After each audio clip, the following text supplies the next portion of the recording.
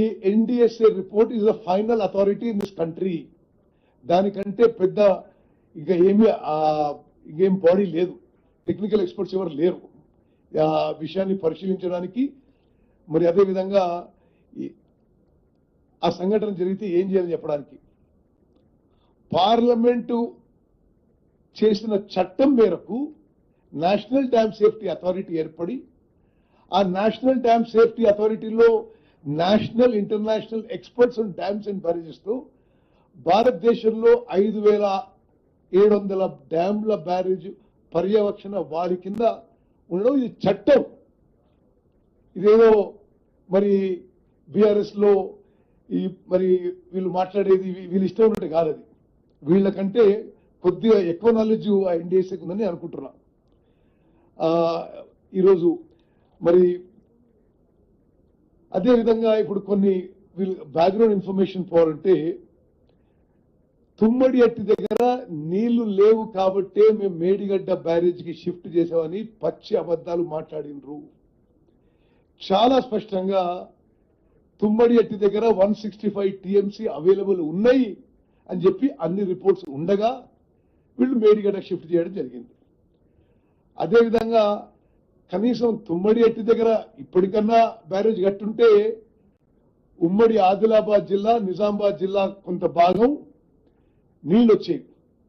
అది తట్టిన మట్టి పోయకుండా వాళ్ళ హయాంలో తుమ్మడి అట్టి బదులు వారధ దగ్గర కడదామని చెప్పి మళ్ళీ ప్రపోజల్ ఇస్తే అది సిడబ్ల్యూసి ఇది టెక్నికలీ నాట్ వైబుల్ అది కొటేషన్.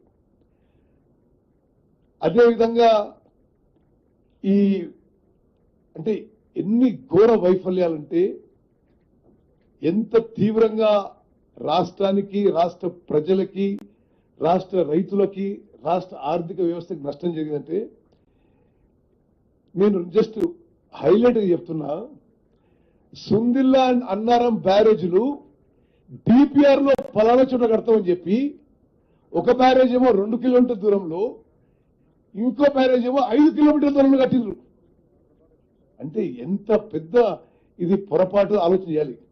ఎక్కడైతే కట్టిండ్రో అక్కడ జియో టెక్నికల్ ఇన్వెస్టిగేషన్ చేయలే, సాయిల్ టెస్టింగ్ చేయలే.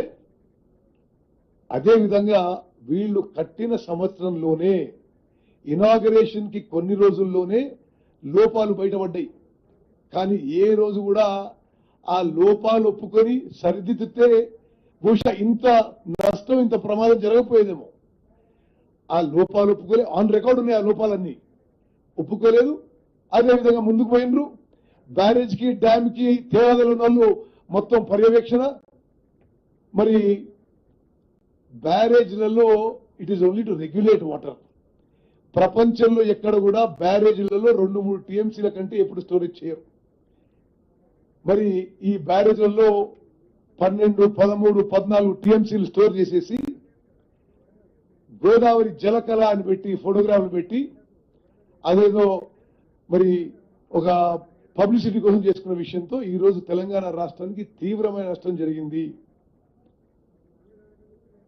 సరే, నేను వాళ్ళు ఎన్డీఎస్ఏ మీద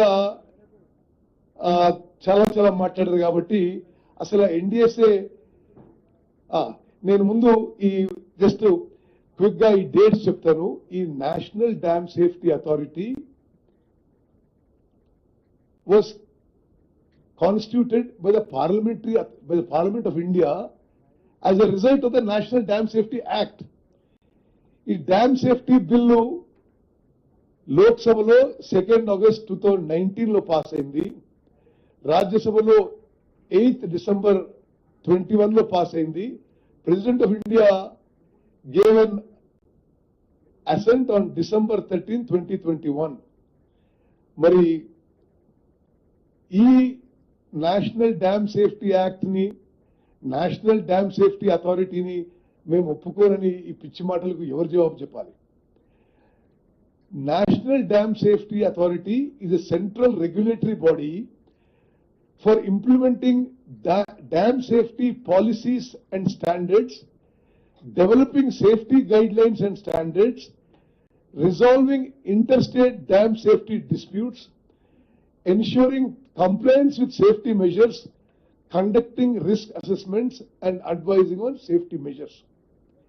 మరి నేను మళ్ళీ రిపీట్ చేస్తున్నా, బ్యారేజ్ డిజైన్ అయింది, నిర్మించబడ్డది, కూలిపోయింది. మొదటిసారి ఎన్డీఎస్ఏ వచ్చింది, టిఆర్ఎస్ పార్టీ బీఆర్ఎస్ పార్టీ అధికారంలో ఉండగానే వాళ్ళ గవర్నమెంట్ లోనే. మరి ఈ రోజు వాళ్ళు మాట్లాడే మాటలు మీరు అర్థం చేసుకోండి. మేము అధికారంలో వచ్చిన తర్వాత నేషనల్ డ్యామ్ సేఫ్టీ అథారిటీకి పూర్తి స్థాయిలో మీరు దీన్ని పూర్తిగా ఎగ్జామిన్ చేసి రిపోర్ట్ ఇవ్వడం జరిగింది. వాళ్ళ అధికారంలో ఇచ్చిన రిపోర్ట్లో, తర్వాత ప్రిలిమినరీ రిపోర్ట్లో, తర్వాత ఇప్పుడు ఫైనల్ రిపోర్ట్లో కూడా వాళ్ళ కంక్లూజన్స్ అన్ని కూడా ఒకే తీరుగా ఉన్నాయి.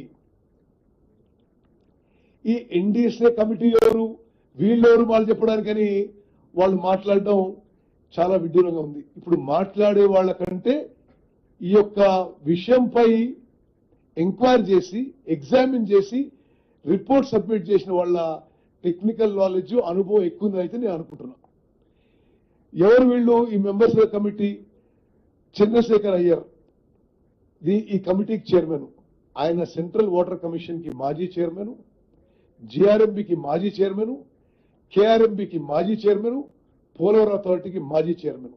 ఇంత అనుభవం ఉన్న వ్యక్తి, one of the best known engineers in India. Shri Amitabh Meena, member secretary, director technical NDSA. ఆయన కూడా ఈ ఇంజనీరింగ్ లో, ఈ టెక్నికల్ నాలెడ్జ్ లో దేశ విదేశాల్లో ప్రఖ్యాతిగాంచిన ఇంజనీర్. డాక్టర్ బి మన్నా, మెంబర్, ప్రొఫెసర్ ఐఐటి ఢిల్లీ, ప్రపంచవ్యాప్తంగా సివిల్ ఇంజనీర్ కి ఫేమస్ ఉన్న వ్యక్తి. శ్రీ యుఎస్ విద్యార్థి, మెంబర్. ఆయన సైంటిస్ట్, అంటే సైంటిస్ట్ లో హైయెస్ట్ లెవెల్ సైంటిస్ట్. ఇక్కడ central soil and material research station New Delhi. అంటే భారతదేశంలో ఏ డ్యామ్ కట్టినా, ఏ బ్యారేజ్ కట్టినా, ఏ టనల్ కట్టినా, ఏ పెద్ద ప్రాజెక్ట్ కట్టినా, ఏ ప్రెస్టీజియస్ ప్రాజెక్ట్ చేపట్టినా the central soil and material research station వాళ్ళు ఈ సాయిల్ మెటీరియల్స్ విషయంలో ఆ టెస్టింగ్ చేసేవాళ్ళు, వాళ్ళ అభిప్రాయం ఇచ్చేవాళ్ళు వాళ్ళు. అదేవిధంగా శ్రీ రాహుల్ కుమార్ సింగ్, మెంబర్. ఆయన డైరెక్టర్ గేట్స్,